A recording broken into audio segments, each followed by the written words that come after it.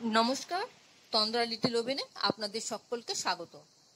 আজকে আমি আপনাদেরকে আফগানি আন্ডা কারি করে দেখাবো। এই রেসিপিটা করা একদম সহজ, খেতে অসাধারণ লাগে আর ঝটপট হয়ে যায়, যে কেউ করে নিতে পারবে। চলুন তাহলে দেখে নিই রেসিপিটা কীভাবে করতে হবে।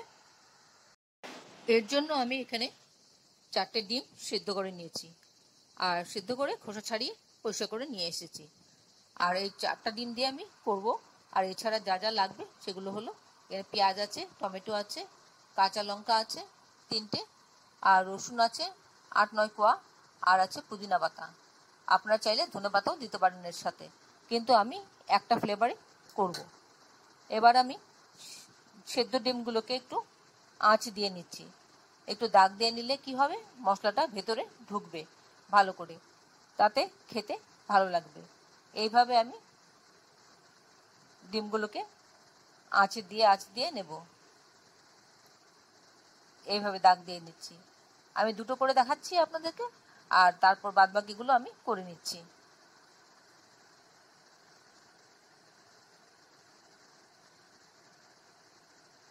এবার কড়াতে একটু রিফাইন তেল দিয়ে দেব। আপনারা দেখুন, রান্নাটা একদম সহজেই হয়ে যাবে। আর একটু ঘি দিয়ে দিচ্ছি। তেল আর ঘিটা একটু গরম হলে পরে আমি এর মধ্যে দিয়ে দেব কুচি করা পেঁয়াজ। পেঁয়াজটা আমি দিয়ে অল্প সময় ভাজা ভাজা করে নেব। একটু ট্রান্সপারেন্ট মতন হবে পেঁয়াজটা, কাঁচা গন্ধটা চলে যাবে, ততখানি পর্যন্ত ভাজবো। পেঁয়াজটা দিয়ে তারপর আমি এর মধ্যে দিয়ে দিচ্ছি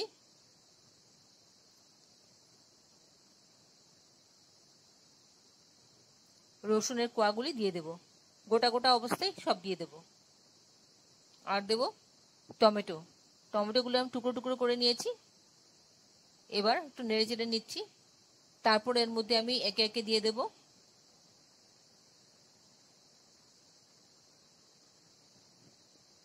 হলুদ গুঁড়ো হাফ টিস্পুন, ধনে গুঁড়ো হাফ টিস্পুন, জিরে গুঁড়ো হাফ টিস্পুন, কাশ্মীরি লঙ্কা গুঁড়ো হাফ টিস্পুন, আদা বাটা হাফ টিস্পুন, নুন লবণ স্বাদ মতন দিয়ে ভালো করে নেড়ে চেড়ে নেব। ততক্ষণই ভাজা ভাজা করব যতক্ষণ একটু ট্রান্সপারেন্টের মতন হয়ে যায় পেঁয়াজগুলো। এই মুহূর্তে আপনারা কে কোথা থেকে আমার এই রেসিপিটা দেখছেন প্লিজ একটু কমেন্ট বক্সে কমেন্ট করবেন, আমার তাহলে খুব ভালো লাগবে। আর নতুন কোনো বন্ধু প্রথমবার আমার চ্যানেলটাকে দেখে থাকলে আপনাকে একটা বিগ হাগ জানাচ্ছি। চ্যানেলটাকে সাবস্ক্রাইব করে নেওয়ার জন্য অনুরোধ রইল। পাশে বেল আইকনটা অ্যাক্টিভেট করে নেবেন, যাতে পরবর্তী আমার সমস্ত রেসিপির নোটিফিকেশন সবার আগে আপনার কাছে এসে পৌঁছয়। ডিমগুলো দিয়ে দিলাম এর মধ্যে, দিয়ে সবটা একসাথে ভালো করে সাঁতে নিচ্ছি। ডিমটাও একটু ভাজা ভাজা মতন হয়ে যাবে, তাতে আমার সময়টাও বাঁচবে আর ফুয়েলটাও বাঁচবে। একটু ভাজা ভাজা হয়ে গেলে পরে আমি এই মশলার থেকে ডিমটা তুলে নেব। তারপর কি করছি সেটা আমি বলছি। আপনারা যদি ফেসবুক থেকে দেখে থাকেন তাহলে ফলো অপশনটা ক্লিক করবেন আর একটা লাইক দেবেন, তাহলে আপনি আমার সাথে জুড়ে যাবেন। আপনি আমার সাথে জুড়ে গেলে আমার সমস্ত রেসিপির নোটিফিকেশন সবার আগে আপনার কাছে এসে পৌঁছবে। খানিকক্ষণ এইভাবে মশলাটা একটু সাঁতলে নিলাম, ভাজা ভাজা মতন করে নিলাম। ভাজা ভাজা হয়ে গেছে। এবার আমি ডিমগুলি তুলে নিচ্ছি। পেঁয়াজগুলো তুলবো না, শুধু ডিমগুলো তুলে নেব। এইভাবে আমি একটা একটা করে সবগুলো ডিম তুলে নিচ্ছি। পেঁয়াজগুলো সরিয়ে দিলাম। আমি সবগুলো ডিম কড়া থেকে তুলে নিচ্ছি।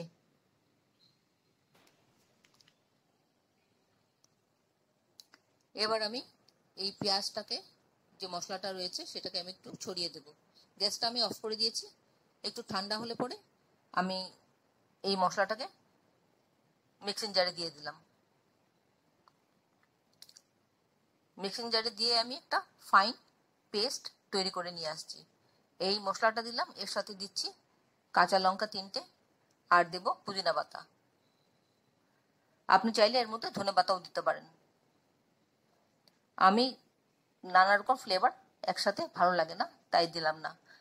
এবার কড়াতে একটু রিফাইন তেল দিয়ে দিলাম 1 টেবিল স্পুনের মতন, দিয়ে গোটা গরম মশলা ফোড়ন দিয়ে দিচ্ছি। এখানে আছে 2টো এলাচ, 2টো লবঙ্গ আর একটা দারচিনি।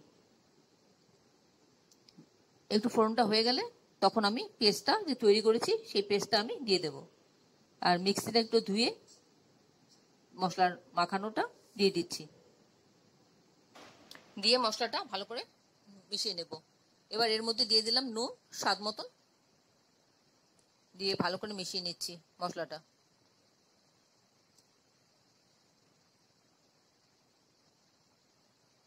আপনারা যারা এখনো পর্যন্ত আমার চ্যানেলটাকে সাবস্ক্রাইব করেননি, ঝটপট সাবস্ক্রাইব করে নিন।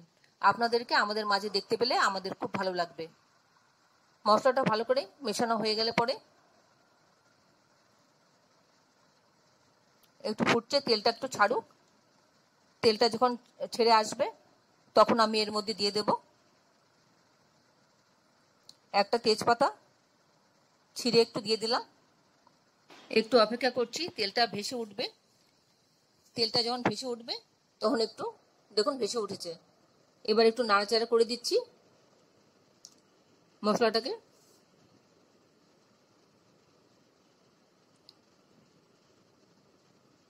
নাড়াচাড়া করে দিয়ে এবার এর মধ্যে আমি হাফ কাপ মতন টক দই ফেটানো, ভালো করে ফেটিয়ে আমি টক দইটা দিয়ে দিলাম। ফ্লেমটাকে একদম কমিয়ে দিয়েছি, কিন্তু ফ্লেমটাকে একদম কমিয়ে টক দইটা ব্যবহার করবেন। দইটা দিয়ে ভালো করে দইটা মিশিয়ে নিচ্ছি। ভালো করে মেশানো হয়ে গেলে পরে আবার খানিকক্ষণ অপেক্ষা করব, তেলটা ভেসে উঠবে। তেলটা যখন ভেসে উঠবে ততক্ষণ পর্যন্ত একটু আমি অপেক্ষা করছি। তেলটা যখন ভাসতে থাকবে, তখন ভেসে উঠছে, তখন আমি ডিমগুলো, ভাজা ডিমগুলো অ্যাড করে দেব। ভাজা ডিমগুলো অ্যাড করে দিয়ে খানিকক্ষণ নাড়াচাড়া করে ফুটতে দেব। এই রেসিপিটা করা একদম সহজ, যে কেউ পারবে করতে। খেতে কিন্তু অসাধারণ লাগে। আশা করি আপনাদেরও ভালো লাগছে আমার এই রেসিপিটা। ভালো লাগলে অবশ্যই একবার এইভাবে তৈরি করে খাবেন। আর খেয়ে কেমন লাগলো কমেন্টসে জানাতে ভুলবেন না। আমি আপনাদের কমেন্টসে অপেক্ষা করি। আর রেসিপিটা দেখে যদি আপনাদের পছন্দ হয়ে থাকে তাহলে একটা লাইক দেবেন, আর বন্ধুদের সাথে অনেক অনেক শেয়ার করবেন, যাতে অন্যরাও এইভাবে তৈরি করে খেতে পারে। একটা সুস্বাদু রেসিপি সহজভাবে দেখানো।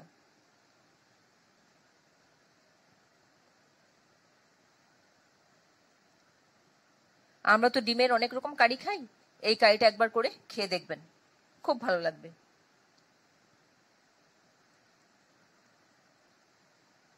মিনিট 3 মতন ফুটলো, তারপর আমার রান্নাটা হয়ে গেল। এবার আমি স্ট্যান্ডিং টাইম দিয়ে প্লেটিং করে নিচ্ছি। এতক্ষণ ধৈর্য ধরে আমার এই রেসিপিটা দেখার জন্য আপনাদেরকে অসংখ্য অসংখ্য ধন্যবাদ। আপনারা সকলে ভালো থাকবেন, সুস্থ থাকবেন, ঈশ্বরের কাছে এই কামনা করি। আর এই ধরনের নতুন নতুন রেসিপি দেখতে আমার চ্যানেলটাকে সাবস্ক্রাইব করে নেবেন, পাশে বেল আইকনটা অ্যাক্টিভেট করে নেবেন, যাতে পরবর্তী আমার সমস্ত রেসিপি নোটিফিকেশন সবার আগে আপনার কাছে এসে পৌঁছয়। আপনাদের যদি কোনো প্রশ্ন থাকে এই রেসিপি সম্পর্কে তাহলে কমেন্টসে জানিয়ে দেবেন, আমি আপনাদের প্রশ্নের উত্তর দিয়ে দেব। তাহলে ভিডিওটা আজকে এখানে শেষ করছি। আবার দেখা হবে আপনাদের সাথে পরবর্তী অন্য কোনো এক রেসিপিতে। আপনারা সকলে ভালো থাকবেন, নিজের খেয়াল রাখবেন, পরিবারের খেয়াল রাখবেন। আসি বন্ধু, নমস্কার।